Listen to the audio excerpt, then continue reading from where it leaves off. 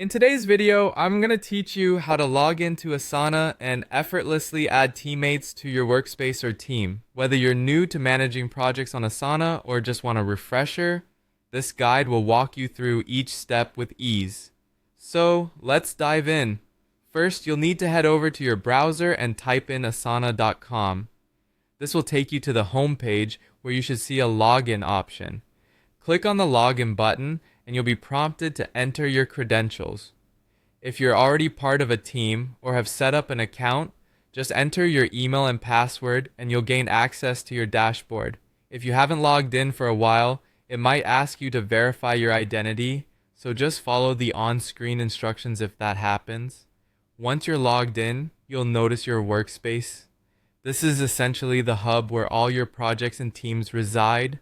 Navigate to the left-hand sidebar where you should see a list of available workspaces or any specific teams you belong to. Click on the workspace or team where you want to add new members. This action will open up that specific environment, making it ready for you to modify. With the workspace or team open, look to the sidebar again and find the name of the team you're focusing on. Give it a click. This will usually bring up a menu or panel where you'll find several options to choose from. You're looking for something that indicates team settings. There should be a gear icon there, or it might say Manage Team. This is the spot you'll want to click. It's designed to open up a whole new set of configurations specific to your team. Now, you're ready for the next part, inviting those valuable teammates into your team. Within that team settings menu you opened, there will be an option labeled Invite Members, or it might say Add Members. Click on this option and be prepared to list out email addresses. You can add multiple people by simply typing them in one by one. Make sure you have the correct email addresses so your invitations don't bounce back.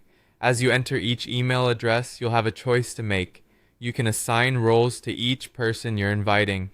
These roles, member, admin, or limited access, determine how much control each individual will have over projects in the team.